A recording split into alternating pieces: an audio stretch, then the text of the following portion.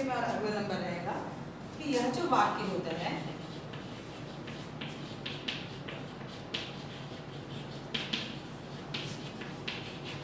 किसी सत्य घटना के ऊपर ही आधारित होता है।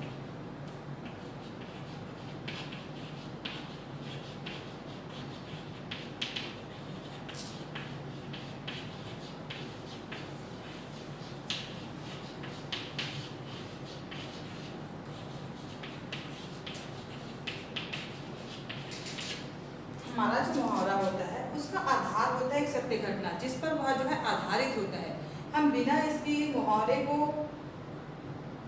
उसका आधार के बिना हम कल्पना ही नहीं कर सकते हैं। इस प्रकार मुहावरे की विशेषताएं हो जाती है।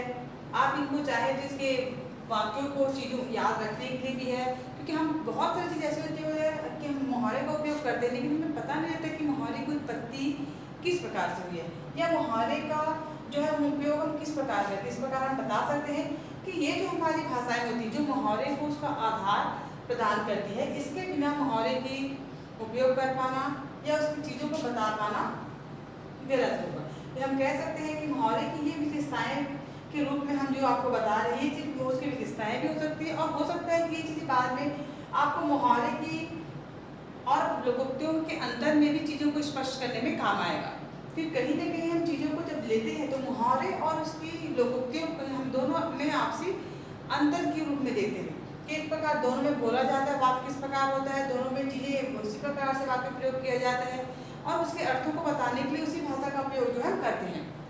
इस प्रकार हम कह सकते हैं कि मुहावरे की विशेषता ही उसके आगे चलकर अंतर में भी काम आ सकता है। जैसा हमने देखा है कि मुहावरे जो कि सत्य घटना के ऊपर आधारित होता है।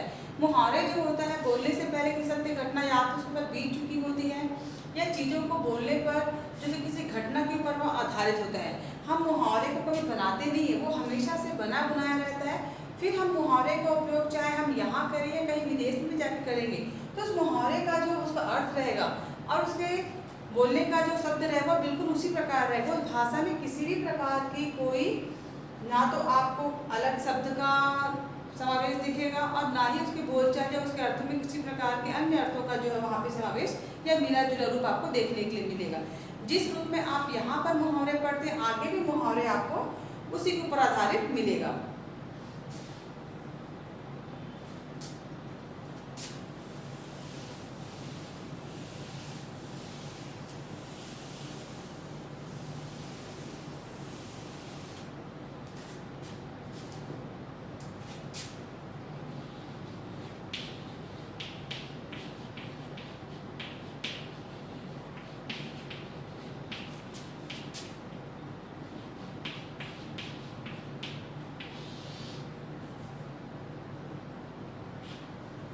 हमारा मुहावरे की उत्पत्ति। अब हमने जाना कि मुहावरे क्या है, कहाँ से आया है, किस भाषा में उसका उपयोग किया जाएगा और बहुत छोटी सी बात को बताने के लिए हमें बहुत बड़े वाक्य को समझाने की तो नहीं होता भी। हम अपनी बात को एक मुहावरे के माध्यम से बड़ी सरलता से कह सकते हैं। इसमें छोटे से छोटे उसका हम मुहावरे के रूप में बोलते हैं और उसका जो बहुत अपने आप में विस्तृत या बड़ा होता है। अब यहाँ पे बात आती है कि इन सब चीज़ों को उपयोग करने के बाद मुहावरे की उत्पत्ति, आखिर हम जिस भाषा को बोलते हैं उसको उपयोग कर रहे हैं, यह जो है मुहावरा कब से अस्तित्व में आया और उसकी उत्पत्ति के पीछे का कारण क्या है। अब इसकी उत्पत्ति के पीछे का कारण में मैं आपको एक छोटी सी कहानी बताना चाहूँगी जिसके माध्यम से हम मुहावरे की उत्पत्ति की सार्थकता को सिद्ध कर सकते हैं।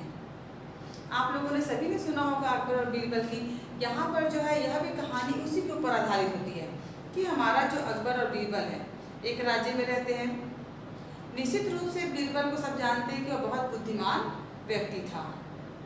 एक बार राजा ने अपने जन्मदिन पर कहा कि मैं क्या करता हूँ, कुछ ऐसा चीज़ करना चाहता हूँ कि जिससे लोग मेरे जाने के बाद भी मुझे और मेरे राज्य को याद रखें।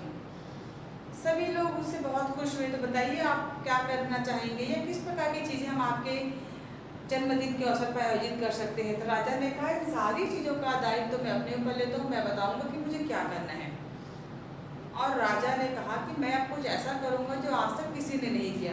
और उन्होंने अपने जन्मदिन के अवसर पर सारे गांव नगरों में कहा कि मैं इस ठंड वाली रात थी, ठंड के मौसम में सर्द रात में आपने कहा कि जो भी व्यक्ति तालाब के पानी में जाकर खड़ा रहेगा मैं सुबह होते ही उसको क्या करूँगा भाई, 1000 सोने की असरफे इनाम में दूंगा, बशर्ते वह सारी रात पानी में ही खड़ा रहेगा।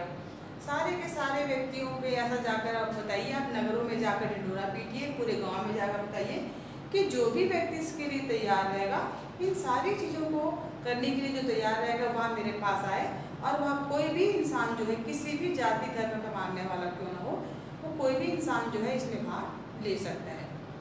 राजा के सैनिक सारे नगरों में जाते हैं, सारे लोगों में जा जाकर ये चीज़ें बता दी जाती है। उनमें काम करने वाले बहुत सारे लोग जो है सुनते रहते हैं, कढ़ारा सुनता है, कपड़े धोने वाले धोबी लोग भी सुनते हैं। कुछ लोग जाते हैं और ठंड में जैसे ही पानी में खड़े होने के लिए तालाब के नीचे जाते हैं, पानी ठंड के कारण कुछ समय बाद लोग जो वहाँ से निकल आते हैं। कुछ लोगों को लगा कि राजा वहाँ पे हमको देखने थोड़ी आएंगे कि हम पानी में खड़े हैं कि नहीं खड़े हैं। कुछ लोग जाते हैं और तुरंत जैसे वहाँ पर होने के बाद खड़े होकर देखते हैं, तो उनको पता चलता है कि चीज़ों को देखने के लिए राजा ने ना तो केवल वहाँ पे 2 सैनिक खड़े किए, बल्कि उनकी पहरेदारी के लिए भी उन्होंने बहुत सारे सैनिकों की वहाँ पर इंतजाम भी कर दिया है, ताकि लोग जो है उस चीज़ को करने जाएं और वो सफल ना होने पर जो है वापस भी आ सकते हैं। इस प्रकार कोई भी व्यक्ति वहाँ पर झूठ बोलकर ना तो पानी में कुछ देर के लिए जाकर वापस आ सकता था और ना उनकी बातों को कोई नकारने वाला था।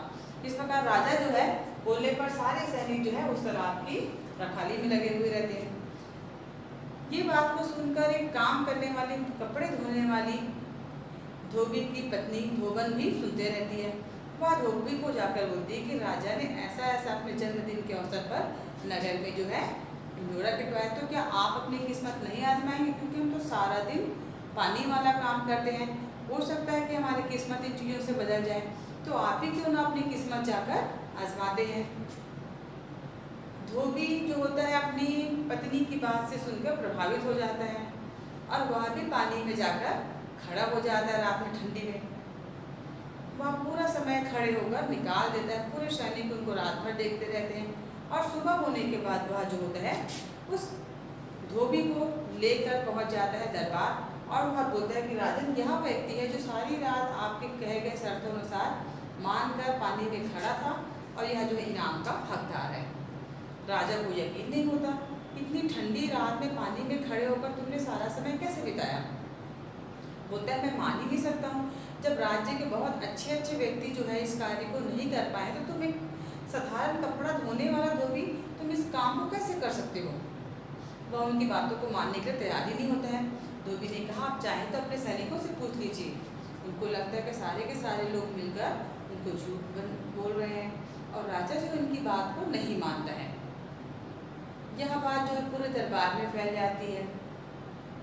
उनकी बातों को सुनकर गुहार लगाने के लिए जो धोबी होता है बीरबल के पास पहुंच जाता है। बीरबल उनकी बातों को सुनता है और राजा को जाकर फिर बोलता है कि राजन, आप उनकी बात को ध्यान से सुनिए। होता बोलता है ऐसा हो ही नहीं सकता बीरबल, हमने जो निर्णय लिया है बिल्कुल सही लिया। अगर वो बार बार इन चीज़ों के लिए हट करेगा तो मैं उसे इनाम के बजाय दंड भी दे सकता हूँ। बीरबल बोलते हैं कि अब महाराज मुझे भी आज्ञा दीजिए, मैं कुछ दिनों के लिए बाहर घूमने जाना चाहता हूँ। पर राजा बोलता है कि मैंने तो अपने जन्मदिन के अवसर पर कुछ और ही कार्यक्रम बना के रखा है। मैंने सोचा था कि आप और हम जो है जंगल जाएंगे और कुछ शिकार करने के लिए, कुछ आखेट खेलने के लिए हमने उस समय को निकाल के रखा है, तो क्या तुम मेरे साथ जाना नहीं चाहोगे। बीरबल ने कहा बिल्कुल राजन, मैं आपके साथ अवश्य जाऊँगा, लेकिन उसके लिए मुझे कुछ समय दीजिए और मैं आपको जंगल के रास्ते में ही मिल जाऊँगा। जाते जाते राजा जो है, दिन भी आ जाते हैं राजा जी के जन्मदिवस का दिन, और जंगल में जाते जाते रास्ते में एक पेड़ के पास को धुआं दिखाई देता है। लोगों को लगता है धुआं क्या दिखाई दे, पास जाके देखता है तो वहाँ पर बीरबल जो है खड़ा रहता है। राजा उसको देख के बोलते कि बीरबल तुम यहाँ पे क्या कर रहे हो। बोलते हैं कि मुझे भूख लगी थी और मैं यहाँ पे खड़े होकर खिचड़ी बना रहा हूँ। खिचड़ी बना रहे हो किस चीज़ों का। तुम उसको देख कर वह हंसने लग जाता है कि तुमने इस चीज़ को देखकर कैसे बना सकते हो, क्योंकि तुमने क्या किया है, आग तो एक पेड़ के नीचे तने पे लगाया है और आपने उसका जो बर्तन वाला सिर है बिल्कुल पेड़ की ऊपरी शाखा पर बांध के रखा है, तो क्या इस प्रकार उस बर्तन तक आग या उसमें पहुंच पाएगी।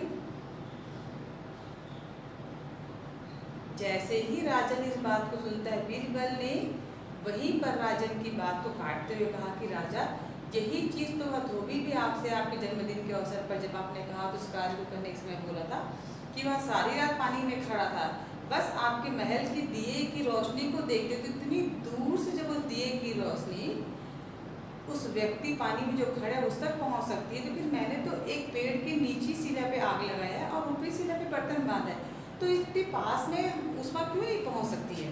और इस प्रकार राजा को अपनी गलती का एहसास हो जाता है। वह पुनः अपना राज दरबार में लौटने के बाद उस धोबी को वापस बुलाते हैं और उसे वापस सोने की मोहर इनाम में दे दी जाती है।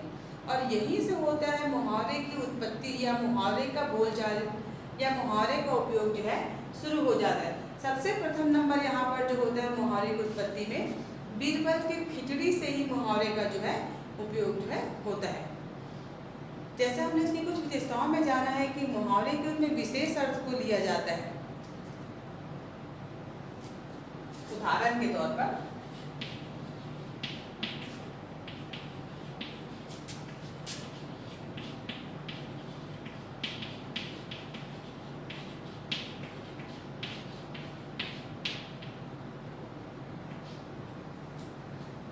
हमने एक प्रश्न दे दिया, अंगूठा दिखाना, जिसका अर्थ होता है